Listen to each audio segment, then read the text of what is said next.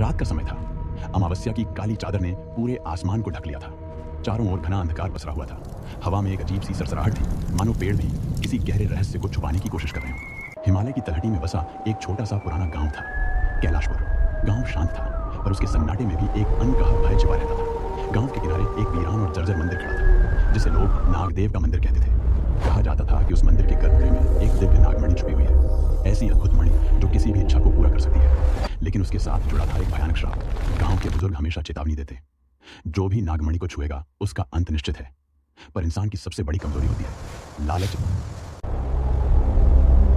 अर्जुन, एक शहर का युवा पत्रकार, इन पुरानी कहानियों पर विश्वास नहीं करता था।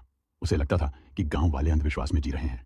सच्चाई जानने के लिए वह अमावस्या की रात ही मंदिर पहुंच गया। मंदिर के अंदर गहरा अंधेरा था। दीवारों पर उकेरी गई प्राचीन नागों की मूर्तियां टॉर्च की रोशनी में डरावनी लग रही थी। जैसे ही अर्जुन ने अपनी टॉर्च जलाई, एक ठंडी हवा का झोंका उसके पास से गुजरा। अचानक मंदिर के गर्भगृह से हल्की सी नीली रोशनी चमकी।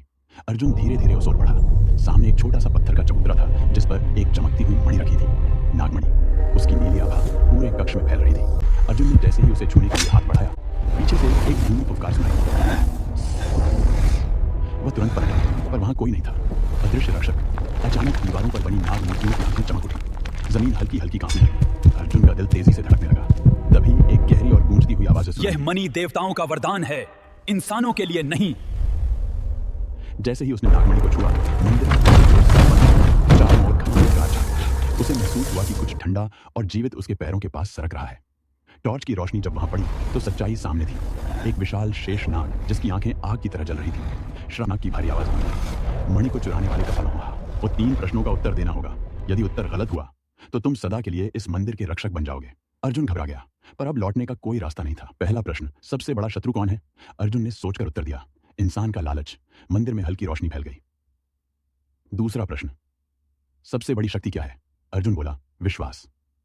जमीन का कंपन रुक गया। तीसरा प्रश्न, शेषनाग की आवाज और गंभीर हो गई, सबसे बड़ा सत्य क्या है? अर्जुन कुछ पल मौन रहा, फिर बोला, मृत्यु, जो सबको एक समान बना देती है। एक पल के लिए सब कुछ शांत हो गया। फिर शेषनाग मुस्कुराए, तुमने सत्य समझा, पर देर से। अर्जुन ने देखा कि उसके हाथ पत्थर में बदलने लगे हैं। धीरे धीरे उसका पूरा शरीर मूर्ति बनता जा रहा था। शेषनाग की आवाज फिर गूंजी, जो सत्य को समझकर भी लालच करे, उसका यही अंजाम होता है। अंत या शुरुआत?